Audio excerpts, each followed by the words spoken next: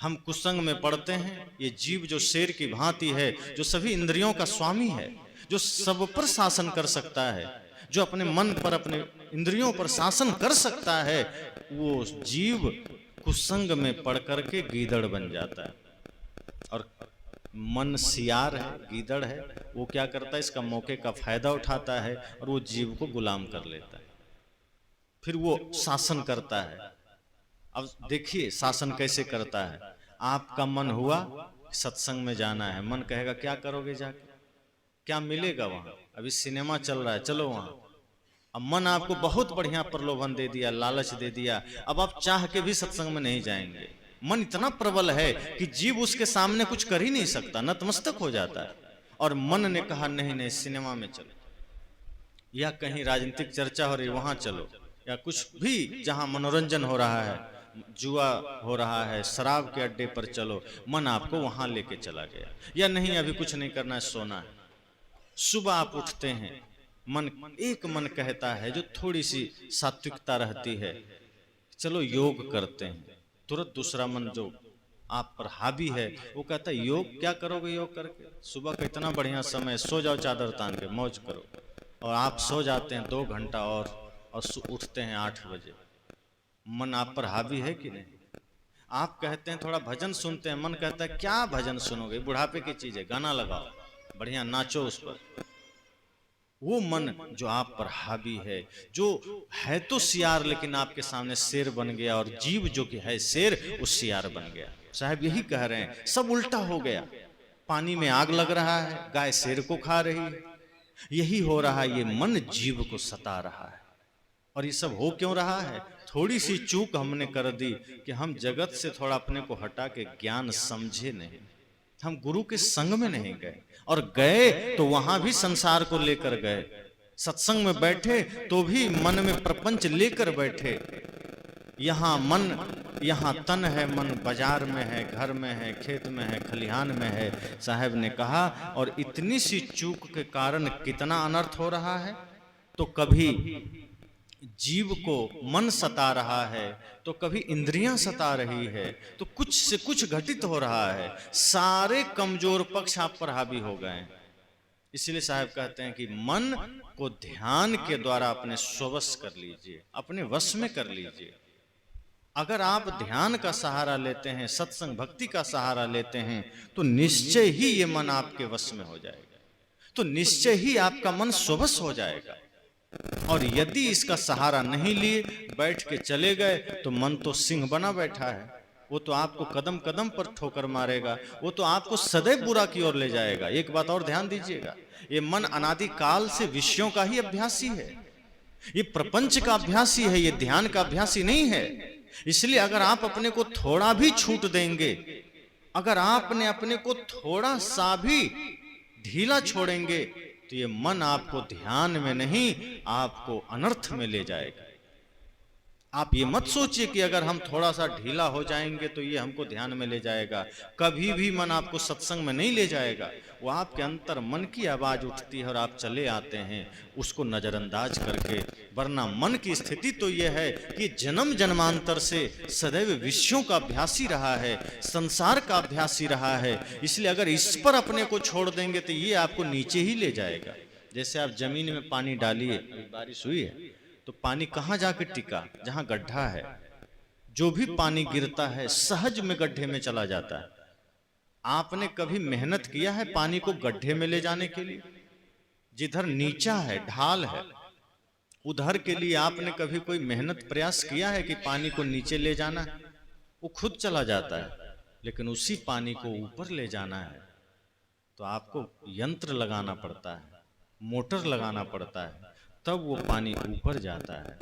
इसी तरह से मन को नीचे ले जाना हो, आपको कुछ नहीं करना है, बस थोड़ा सा बेहोशी आ जाए मन में, थोड़ा सा होश खो जाए, थोड़ी सी चेतना हम अपने आप पर से हटा लें, मन का नियंत्रण हटा लें, वो मन स्वाभाविक आपको गलत में लेके चला जाएगा। अब एक चीज सोचिए, आपके क्षेत्र ही नहीं पूरी दुनिया में कहीं चोरी सिखाने वाला विद्यालय खुला है?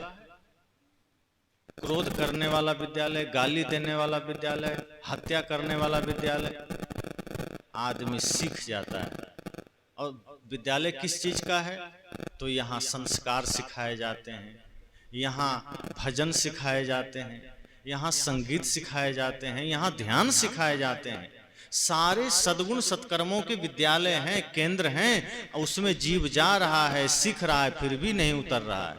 आज चोरी नहीं सिखा रहे हैं, उसमें नंबर 1 बन जाता है। क्रोध करना नहीं सिखा रहे हैं, क्रोध हम सीख जाते हैं। किसी बच्चे को आपने कभी गाली सिखाया है कि बेटा चलो अब सब कुछ सीख लिया, अब 2 घंटा बैठो, थोड़ा गाली भी सीख लो, क्या पता किसी को देना पड़ जाए? कभी ऐसा हुआ कि किताब में लिख के दिया कि चलो आज 10 गाली याद करो, फिर कल और देंगे? वो कहाँ से सीख लिया? अब भजन लिख के देते हैं, कविता लिख के देते हैं, याद करो, और वो याद नहीं कर पाता, सिर खुजलाता है। गाली आप कहते हैं बेटा कभी गाली मत देना, अब वो गाली धारा प्रवाह देता है, रिपीट भी नहीं करता, घंटों भर गाली देता रहेगा। भजन सुनाने का ये सिर में खुजली शुरू हो जाती है, लेकिन गाली देना हो तो बिना रिपीट किए गाली दे जा रहा है, दिए जा रहा है। पता नहीं स्टॉक कहां से आ गया, कहां सीखा है, किधर से आ गया। इसलिए कहते हैं गलत चीजें सीखी नहीं जाती, उससे कहीं से आपको ट्रेनिंग नहीं लेना पड़ता। मन को थोड़ा सा ढीला करेंगे, वो वहां का अभ्यासी है, वो खुद चला जाएगा। अब गलत मार्ग में एक बार मन चला गया तो लौटना बड़ा कठिन है। आदमी कब चोर बन जाता है खुद उसे पता नहीं चलता, आदमी कब हत्यारा बन जाता है खुद पता नहीं चलता। बस वो थोड़ा सा असावधान होता है और वो गलत रास्ते पर चला जाता है। वो थोड़ा सा असावधान हुआ और बुराई के रास्ते पर चलते चला जाता है।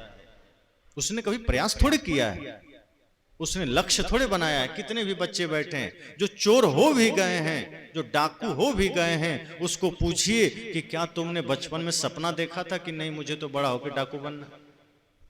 बच्चे सपना देखते हैं, पायलट बनना है, डॉक्टर बनना है, इंजीनियर बनना है, देशभक्त बनना है, सैनिक बनना है या संत बनना है। चोर डाकू बनना है ये सपना तो कोई नहीं देखता। वो बन कैसे गया?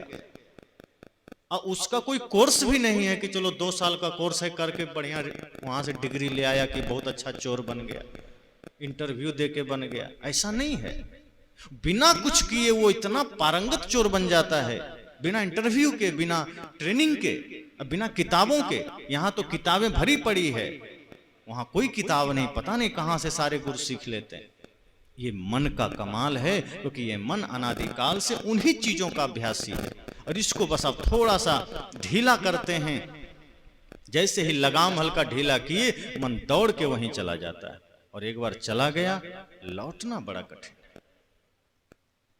एक शहर में एक बोर्ड लगा दिया गया कि आज सिनेमा हॉल में 3 घंटे के लिए फ्री टिकट है और पूरी फिल्म फ्री में दिखाई जाएगी। और हमारे भारतवासी तो बड़े पारंगत हैं फ्री की चीज लेने में। जहां फ्री की घोषणा हो जाए तो सरकारें बदल जाती है, तो फिर टिकट की क्या बात। फिर तो आदमी चला और एक से एक आदमी पहुंच गया। जो बूढ़ा कभी सिनेमा हॉल नहीं देखा था वो भी बेचारा चला गया, फ्री है चलते हैं, क्या दिक्कत। जहां बैठने की सीट थी सब सीट हटा दिए गए, खड़ा होकर आदमी देखने के लिए घुस गया। इतना आदमी प्रवेश कर गया फ्री के नाम पर कि आज 3 घंटे के लिए सिनेमा हॉल फ्री है। ये सुन करके शहर के लोग मुड़ गए सिनेमा हॉल में और अंदर घुसे, सारे सोफा हटा दिए गए, कुर्सियां हटा दी गई, खड़ा होकर के एक दूसरे के टांग पर आदमी खड़ा था। इतनी भीड़ हो गई, जहां गेट है घुसने का वहां तक आदमी खचाखच भर गया। मैनेजर को जबरदस्ती उसमें लॉक लगाना पड़ा। फिल्म शुरू हो गई। उसके बाद 3 घंटे की फिल्म सबने देखा और बड़े खुश हैं, वाह आज तो फ्री देखने को मिला, एसी का आनंद ले रहे हैं, फिल्म भी देख रहे हैं, बड़ा मौज। जैसे फिल्म बंद हुई, अब निकलना है तो देख रहे हैं सारे गेट सारे दरवाजे बंद। अब निकलें कैसे, क्या करें? कहा भाई खोलो। कहा यहां से निकलने के 500-500 रुपये देने पड़ेंगे। कहा तो बड़ी नासमझी है, ये तो बहुत बड़ा धोखा है। तुमने तो कहा था कि सिनेमा हॉल में फिल्म देखना फ्री है, यहाँ आना फ्री है। कहा तो ध्यान दो, आना फ्री था, जाना नहीं। मैंने ये तो नहीं कहा कि यहाँ से जाना भी फ्री। मैंने तो ये बोला था कि इसमें आना फ्री है, देखना फ्री है। ये तुमने फ्री में देखा, मैंने ये तो कहीं नहीं लिखा कि जाना भी फ्री है। मैं तो सिर्फ जाने का पैसा ले रहा हूं, आने का थोड़ी लिया था। अब यहां से जाना चाहते हो 500-500 रुपये जमा करो। सब ने कहा तो ठगा लिए भाई, ठगी हो गई, ठगा गए। 100 रुपये का टिकट था, दे के देख लेते, कोई दिक्कत नहीं, वो एक्स्ट्रा 400 देने पड़ गए। 500-500 दिया, निकलना है, क्या करेगा वहां गर्मी में, पसीना पसीना हो रहा है। यही है जगत की हालत।